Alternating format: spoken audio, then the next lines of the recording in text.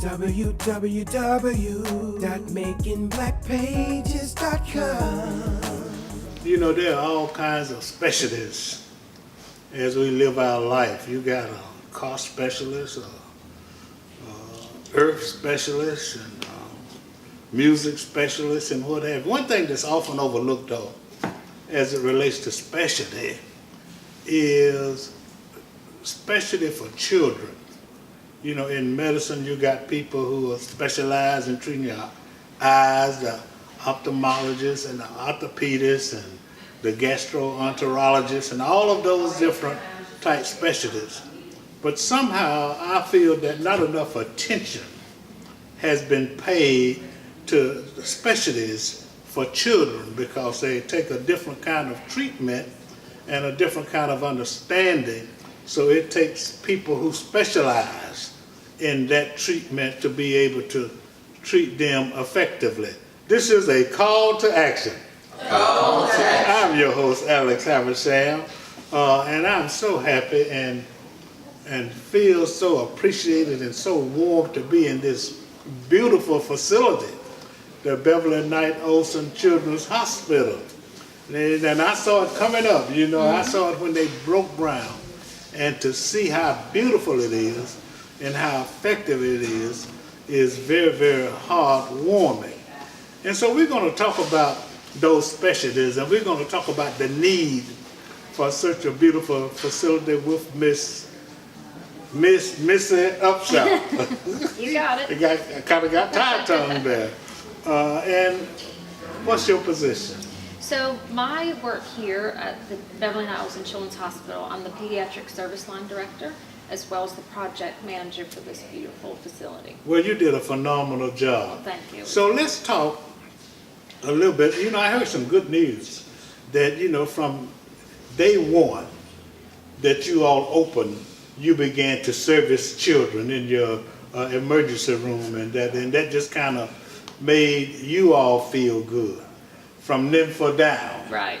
On putting together this facility, and it substantiated the need for such a facility. So let's talk about the facility. Sure. So we opened up on February 25th, and that night, which was a Monday, around 9 p.m., we started to move our neonatal babies from inside of the main hospital to this new unit.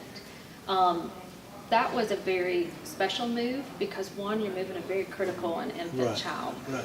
But the even better part was that they were going from a 17,000 square foot facility in their area to over 50,000 square feet. So it's taken up a floor and a half with our fourth floor, not fifth floor.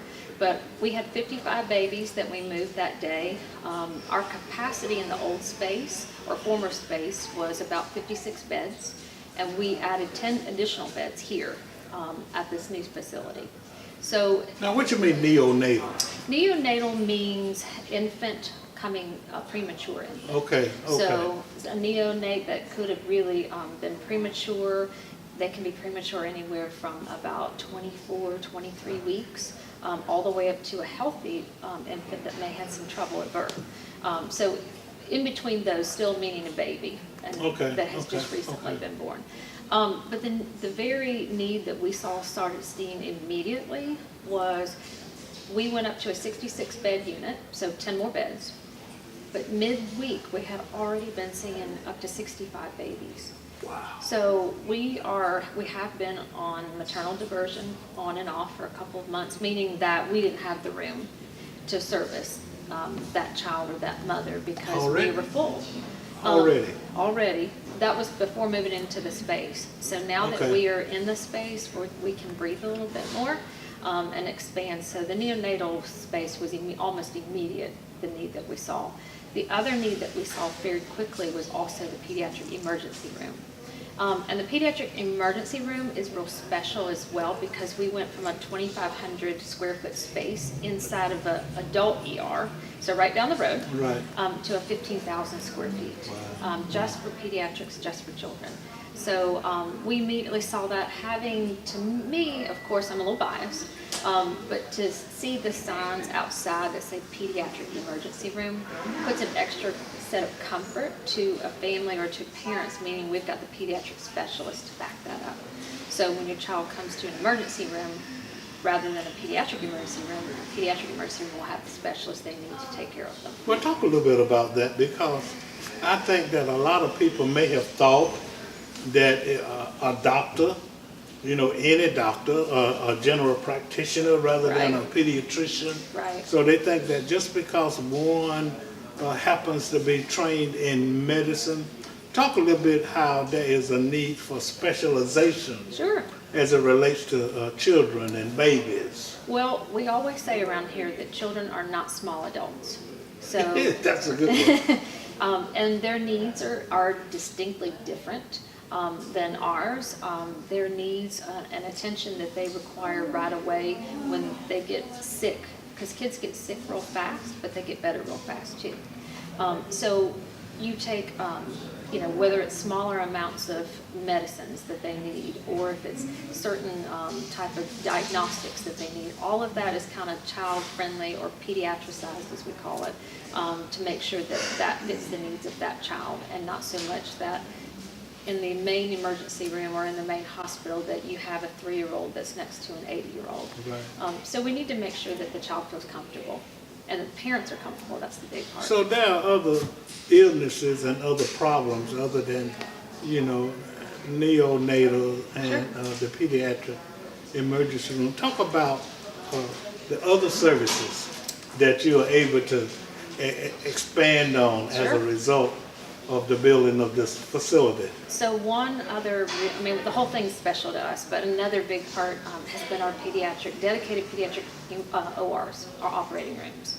So now instead of children coming into the hospital, main hospital, getting checked in, and then going to the ORs, now they can come to here, the Children's Hospital, and we've got 4 pediatric ORs that are just special to them.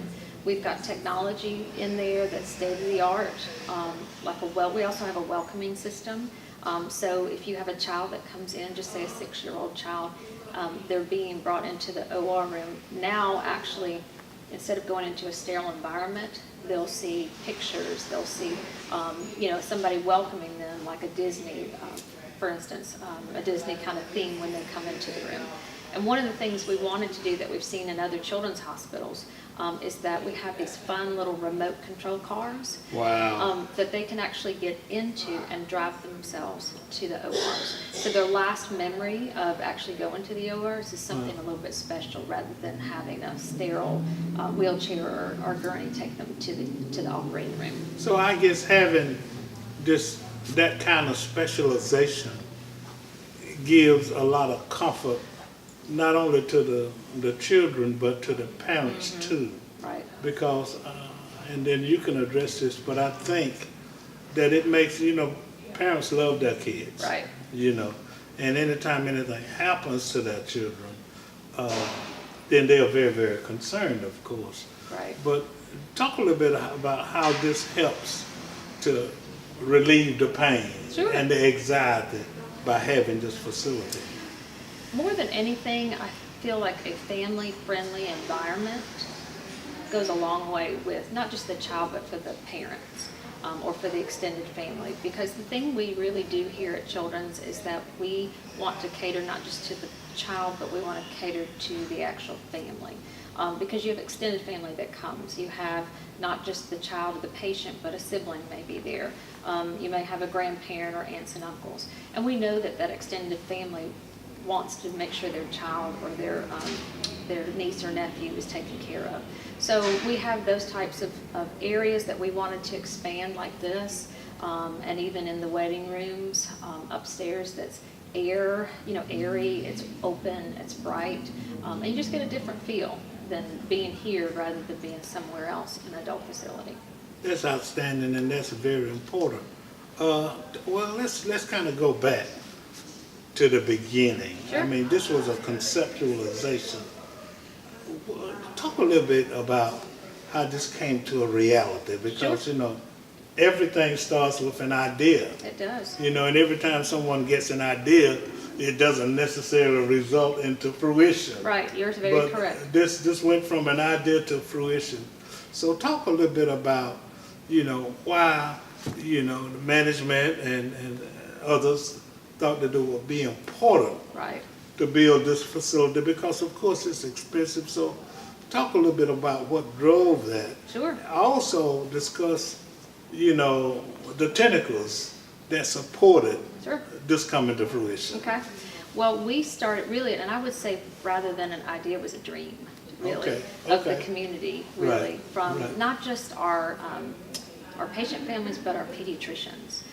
The pediatricians in the community who are private pediatricians that have seen, we came into a children's hospital in 1987. And so we had a petition that was signed in 1987 of all of those pediatricians at the time that wanted to see pediatric services dedicated in the Medical Center of Central Georgia at that time. That long ago? That long ago, over 30 years. Wow. And from that point, we grew little by little. We went into just a couple of rooms, then we went into a 6-bed pediatric critical care, and then we grew into some general med surg beds. And then over time it grew. Well, it came to a certain point that we almost grew out of the area that we were in and services that we provide. So we didn't necessarily want to handicap that, but we wanted to make sure we planned that growth. So probably about 4 or 5 years ago, we looked into the possibility of actually building a building. We knew we wanted to at least tie in the existing building because we had obtained, at the time it was Middle Georgia Hospital, probably about 15 years ago. Right. So we were kind of working out of that hospital, but we wanted to tie in that hospital and then a new tower space, and what would that look like? So of course we went to Dr. Saunders and the board and several others, and to let them know obviously the ideas, and more importantly the pediatricians also expressed their concerns but also expressed their interest in it. And it was, if we can obtain the funding for it and we can get the community supported, then we will try and do what we can to make it happen. So over the years, we have had a corpus, sort of like a savings account that had been built up just for Children's So Hospital. it didn't just happen It didn't happen just like that. It had been happening for about 20 years, actually. But it was around a $20 million corpus and fund, and then we were tasked with raising the additional $20 million after that, so we could have at least The initial half 20 was a $20 million. What was the initial 20 you was said? in the savings, if you want to say. Okay, you saved 20, Mhm, okay. We saved 20 over the years, and then we were charged to raising an additional $20 million. Wow. Because this entire facility was $84 million project. How much? 84. Wow. So a large part to make sure we manage, but also we wanted to manage that money that obviously the community has given to us in the right way and be good stewards of it. So we want to make sure we did it right. So the foundation for the hospital took the charge and said, you know what, we're going to do this. And they went out, and 22 months it took them to raise $20 million, just a little over $20 million. And that in itself, was a very challenge, but to do it in 22 months was Right. awesome. So they had the opportunity to not just be here in Macon, because we see over 29 counties here in Central and South Georgia. I think that's important, that people understand that you're capable of serving people regionally. Right. Because I don't know of another children's hospital with these kind of specialties that are close. Right. Yeah. And the Are there any? Well, the only ones that I guess are children's hospitals nearby would be Atlanta, would be Augusta, and Savannah. That's too far. Yeah. That's So- way too far. So when you look at the map like that, and then you see pretty much from Central, South, and then right below Atlanta are opportunities that we can serve. Right. And that's who we're serving. And we have been serving them for a long time. But with the challenge that we were given, I mean, the community came in with absolutely wonderful support, and they were able to achieve that goal. And when we achieved it, we had I won't say a big party, but we had a great celebration Right. to help us out. Well, I can imagine. So how did you go from 40 to 84? The other portion of. Still gotta pay it back? We still gotta pay it back, exactly right. I understand So it's that. nothing, looking at the process, just like buying a home, Right. for anybody else, it's, Right. you gotta borrow Right. some and put some down. Well, since we're talking about paying back, what can the community do to support such a worthwhile facility?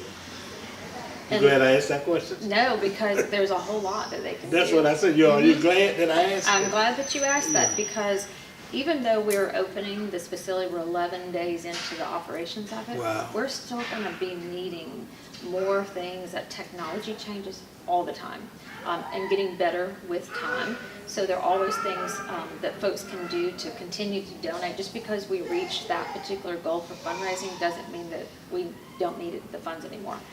Or we have great, what we call child life specialists that are here in the hospital that help and arrange donor type programs. So if someone wanted to come up and do an activity with our patients, they can certainly do that. We've got opportunities that folks can do, kind of like giving bags, where, if you had a child and you were rushing out for an emergency, you forgot your shampoo, you forgot a toothbrush. Wow. You forgot those types of basic amenities. And we have groups that come together and put those type of giving bags together, and our staff give those out to parents as well.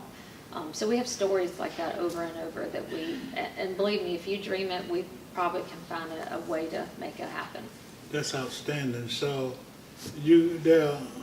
there's a possibility for other kinds of activities as it relates to community involvement other than just monetary Sure. donation, though you would appreciate Right, exactly. monetary. Speaking of money, I guess we better mention Miss Beverly Knight Olson, Yes. and talk a little bit about the importance of her input into Most making this a definitely. reality. So Beverly's been a supporter with Children's Hospital I've been here 19 years, so all that I've always been with Beverly since that time, but she's Right. been with us for about 30 years.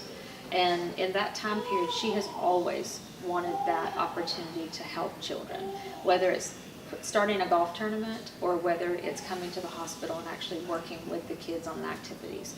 It was important to her, and she's maintained that support throughout this area. So having the opportunity to approach Beverly in this one-of-a-kind opportunity, and who she is, how important she is to the community, but most of all, how genuine she's always been. There's Right. no one else better than we could think of Right, that we would right. want to have this namesake for. Right, right. Now, are there any real specialties that you are able to deal with now as a result of having this new facility, that you're more capable, if you please, of dealing with? I want you to, talk a little about that.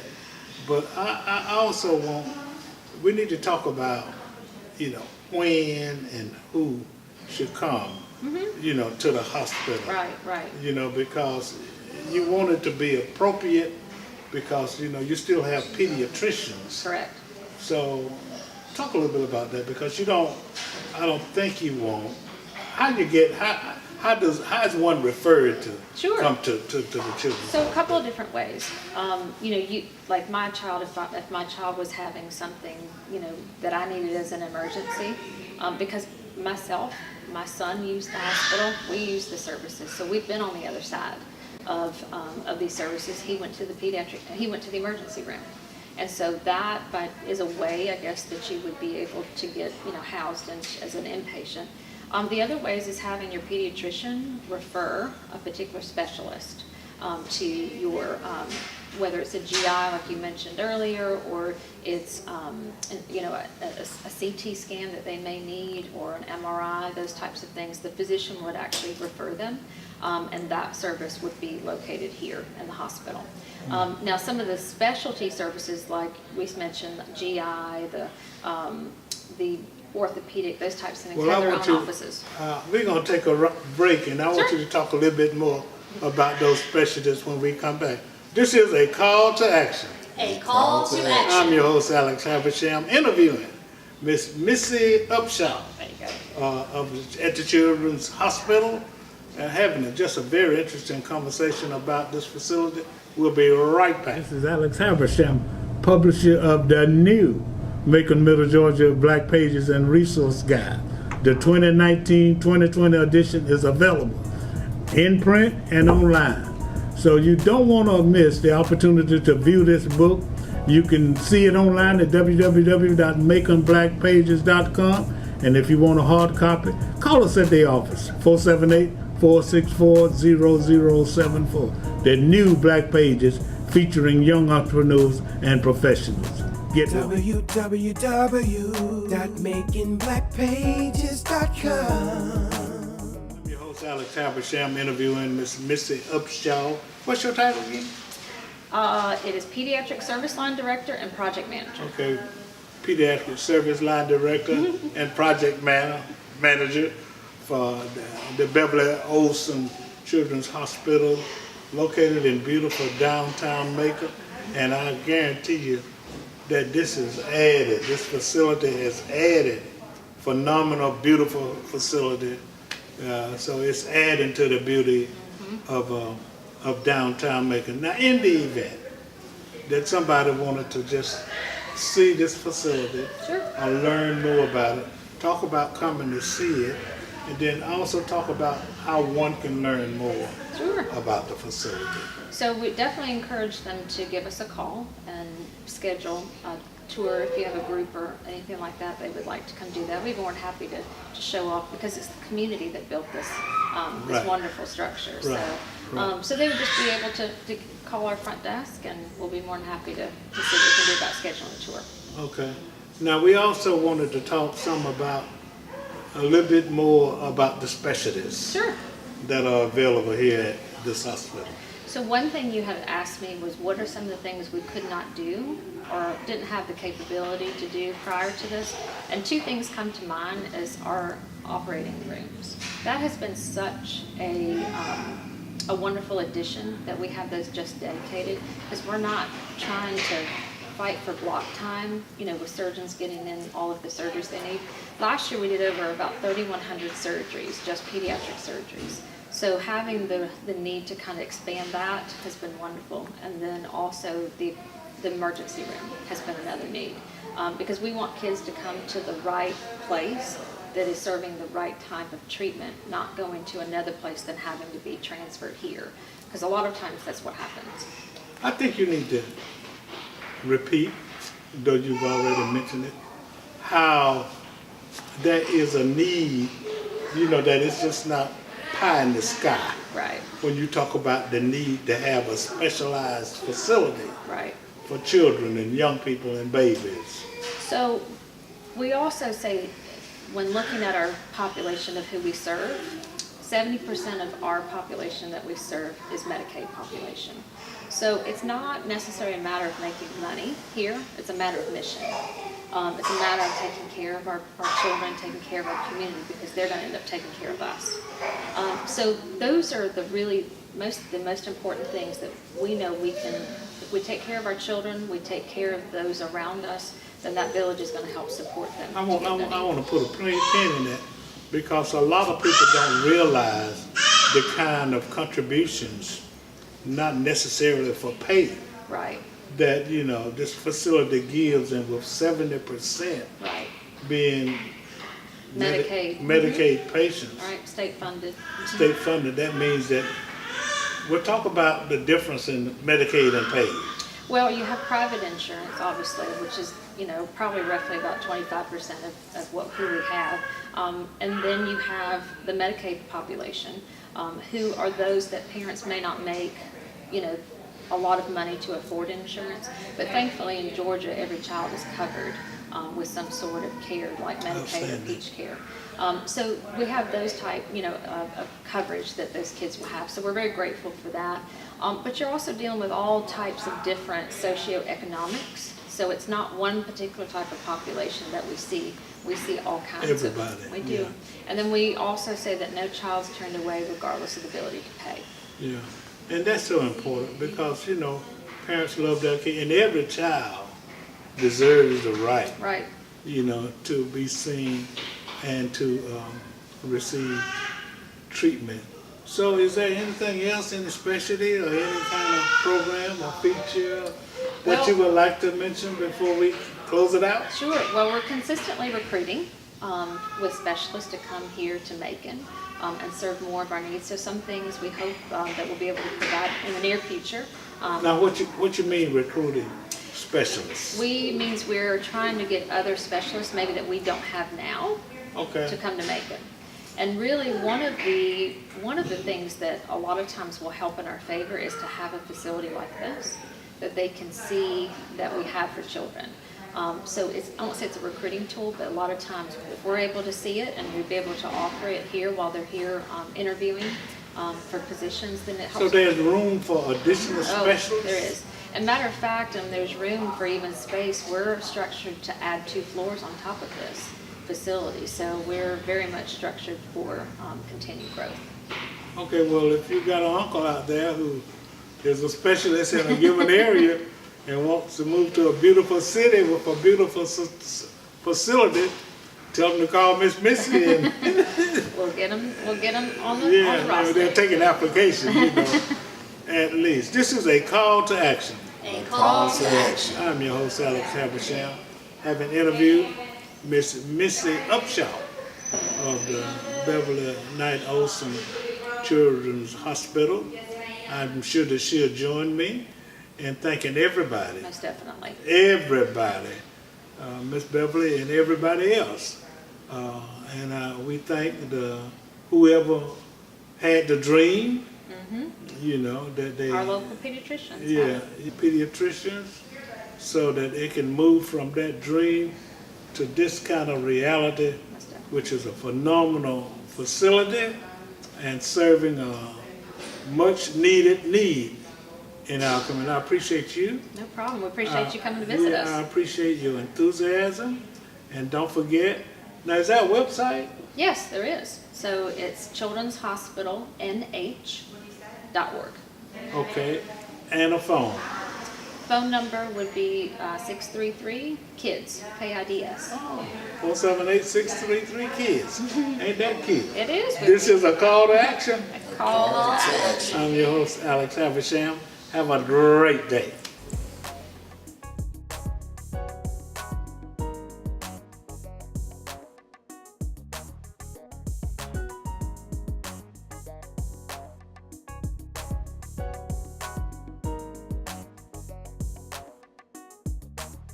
This is Alex Habersham, publisher of the new Macon, Middle Georgia Black Pages and Resource Guide. The 2019-2020 edition is available in print and online. So you don't want to miss the opportunity to view this book. You can see it online at www.maconblackpages.com. And if you want a hard copy, call us at the office, 478-464-0074. The new Black Pages featuring young entrepreneurs and professionals. Get www.maconblackpages.com